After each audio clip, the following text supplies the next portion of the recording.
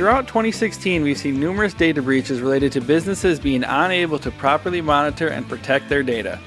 As Ground Lab's VP of Americas, John Wethington, put it, organizations simply cannot keep track of the growing amount of data they have. However, new regulations such as the EU's General Data Protection Regulation come with stiff penalties for those organizations that do not protect the sensitive information they collect.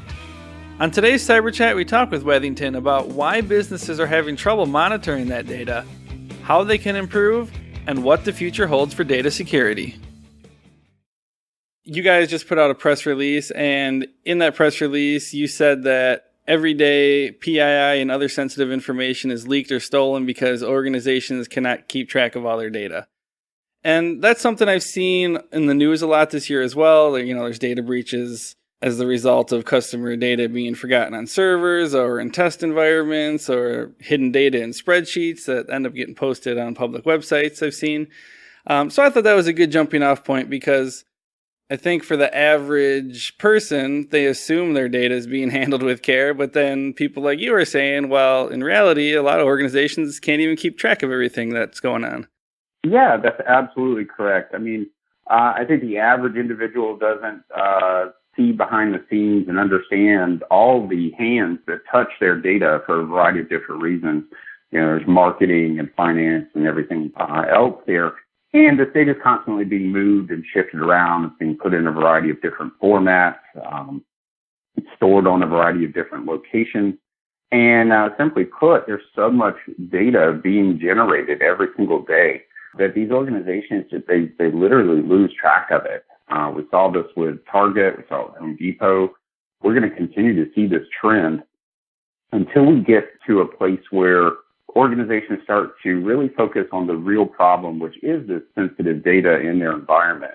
We see a lot of organizations today spending a lot of time, a lot of money putting in the what we like to call fancier, sexier security solutions that focus primarily on the perimeter.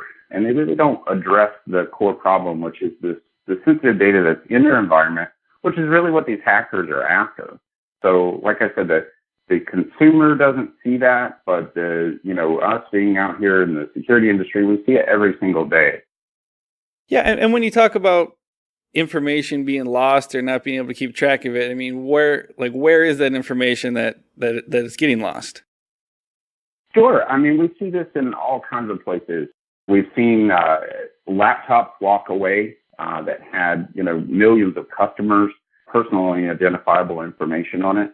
That was likely just a guy doing his job, and he had it in a spreadsheet or in an Access database or something like that. And we see this this data appears all over the place. It's in databases, it's on local hard drives, it's on USB drives.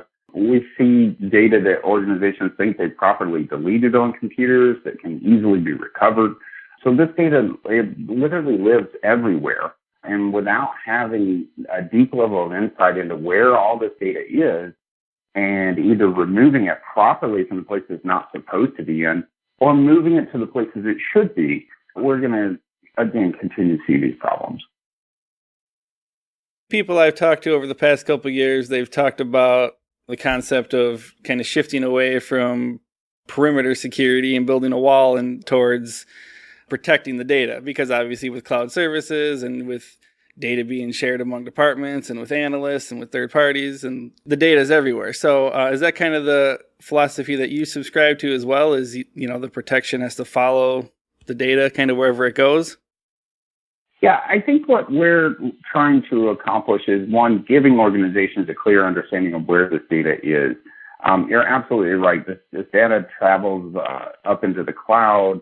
It's being shared amongst organizations, partnerships, or mergers and acquisitions are constantly happening. So this data is constantly moving around. And what we need to focus on here is where this data is stored. We need to understand where that is. And if it's in the proper place and it's being protected properly, which there are great tools out there for protecting data at rest and even data in motion, then that's great. And we can keep an eye on it. But much like a child, you have to constantly keep an eye on them. Otherwise, they're going to go and do something, or they're going to wander off somewhere you're not going to expect. And the same thing with this data. It's going to wander off somewhere. You're not going to expect it to be there. And then you're going to find yourself in trouble. Yeah, so if I'm a business owner, I come to you guys. I'm concerned about my data. What exactly do you guys do? Where do you fit into this whole process? Grand Labs introduced a solution called Enterprise Recon 2.0. And this solution sits in a centralized location within your environment. And it can scan your entire environment, data at rest, on what we call structured data and unstructured data. This could be data that's in databases, data that's sitting on drives, even null space on disks and things like that. And what our solution does is it scans your entire environment, all the endpoints that you pointed at. It'll discover those endpoints, scan that information, and then give you a clear understanding of what data you have in your environment, what of that data is actually sensitive. We scan over 100 different data types out of the box. And we can even create custom data profiles for things that, say, your organization might consider sensitive, but maybe aren't classified as sensitive data outside of your organization. So that's another thing that these organizations are challenged with today is really categorizing what information is sensitive. They know what it is, but how do they find that? Because it doesn't form into a PCI compliant data type. It's not a credit card. It's a social security number. So our solution gives these organizations the ability to create that data profile, scan for it, and then actually take action on that data, which is probably the most important part. It's good to know where it is. Very, very vital to the next step, which is taking action against it. That could be masking it, could be deleting it, or moving it to the place that it should be, and off of the endpoint that it shouldn't be on. There's a variety of different what we call remediation capabilities. And all of this is wrapped up nicely inside of a centralized console with a great deal of compliance reporting and historical trending. So organizations can really keep track of their sensitive data. They can see how they're performing. Are they discovering more or less? And if so, what locations they're in. I'm always curious when I get to interview people like you and kind of see your opinions on, what's going on with the different organizations and customers that you service. I'm just curious if there's anything that sticks out to you or any common issues with the customers that you deal with, because obviously there's, so much stuff about cybersecurity and data breaches in the news. What are the common concerns that you hear from customers? Sure. So I'd say the number one concern we hear is I simply don't know where all my data is. I know what I have to protect as a security professional, but I don't even know where it exists. We've had a great deal of proliferation, if you will, of utility tools and things like that enable the end user to really kind of create their own databases and all this other good stuff, and that's great. But what it's done is it's really kind of put the onus back on the security team to then discover that data. And they don't even know where to begin to look in many cases. And then when they find it, they still need to be able to take action on it. And when we deal with these large organizations where they have, tens of thousands of employees, tens of thousands of endpoints, it's not as simple as running over to the computer down the hall and cleaning up someone else's, data off of that computer. Many times this endpoint could be a remote worker. It could be somebody who's on the other side of the planet. So what customers are coming to us with is we need to find it. We need to take action on it, but we need to be able to report on that. We need to be able to prove that we are doing our due diligence. And that's probably the biggest challenge that we're seeing today is just having the insight and then the capability to take that action once they do find the information in their environment. The other thing I would say that they're struggling with is we have a regulatory environment right now that is rapidly changing globally. We've seen the GDPR coming out of Europe, and we're continuing to see legislation being put in front of a variety of different government entities trying to get people's personal data out of the hands of these hackers. So they're trying to compel these organizations to maintain compliance, even define what compliance is in many cases. And so the organizations, especially global ones, are trying to figure out how do I address things like the right to be forgotten, which is in the GDPR, and they're struggling with all of these different components. And what we're trying to bring to the table is a single solution that addresses all of those concerns by simply focusing on the data itself. Yeah, you brought up the GDPR, and I've been reading a little bit about that, and there's just, everyone's obviously talking about it. I'm not sure how familiar you are with it, but I was wondering if you could maybe explain some of the concerns that might arise because of that. So I would say some of the major concerns that we've had coming from some of our customers is, if you handle or monitor European Union citizens' data, then you are responsible for complying with the GDPR, regardless of where you are globally. So you can be fined a substantial amount of money. I believe it's $20 million or 4% of your global revenue. And that can be a substantial amount of money, obviously.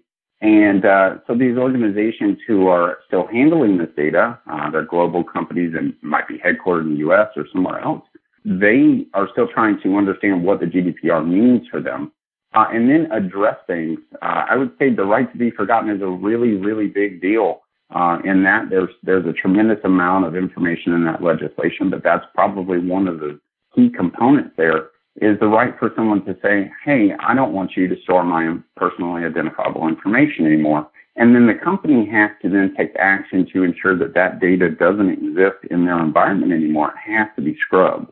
And in order to accomplish that, they first need to know where that data is. And like I said, with the continuous movement of this data being duplicated and replicated across spreadsheets and databases and things like that, up until now, there's really been no good way to identify this information, much less take action on it across the board.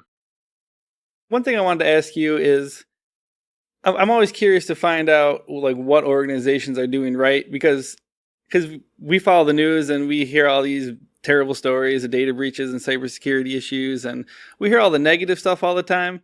But I'm curious if there's any good practices that you see out there among organizations that maybe businesses could try to emulate or copy if they're listening.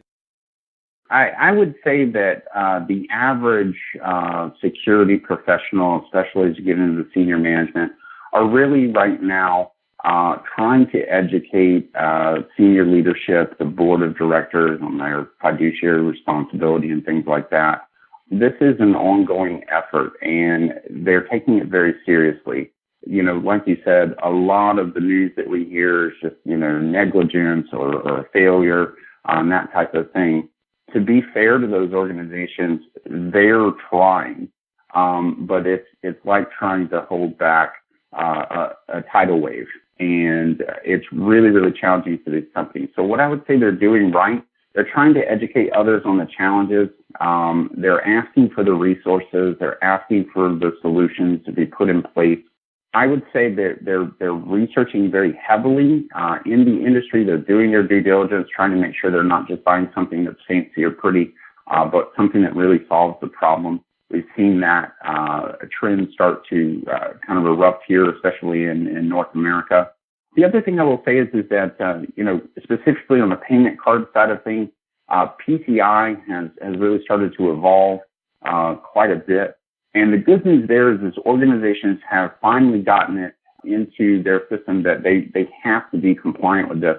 And they're taking proactive measures to address the payment card issues. I think what we hope to see is them take the same type of proactive measures that they're pushing with PCI and put that towards the PII, this personally identifiable information, as protected healthcare information. And if they do that and continue to focus on the data itself, I think we'll start to finally turn the tide. Yeah, and then my final question, just wondering if there's anything else that really stands out to you in terms of, the topic of data security and protecting their data, kind of where you see us heading in the future? It's going to be an interesting couple of years ahead of us. Data security has started to evolve. There's been a lot of conversation around things like encryption, anonymization of data, and things like that. I think we're going to see those trends start to develop into really strong solutions, and I'm looking forward to that. I think there's a bigger conversation that needs to be had about sensitive data being stored on these, systems like Dropbox and Box, where personal information is being stored on personal drives. It's going to be a very interesting couple of years because we haven't had those conversations specifically here in North America yet. They're starting to occur in other places, in Europe. In particular, we're starting to see the evolution of things there from a legislative perspective, but also from an industry perspective. So it's going to be exciting to see what solutions come to bear there. What we want to see here in North America is going to be the same type of trends, focusing on the data, focusing on how to solve these problems and properly protect it. And that wraps up this episode of the Cyber Chat. The Cyber Chat podcast is brought to you by Surfwatch Labs. Surfwatch Labs helps organizations and service providers quickly establish a strategic cyber threat intelligence operation that drives more effective use of their tactical defenses. For a weekly recap of important cybercrime news, check out Surfwatch Labs' other podcast, the Surfwatch Cyber Risk Roundup. And for more information on cyber risk intelligence, check out surfwatchlabs.com.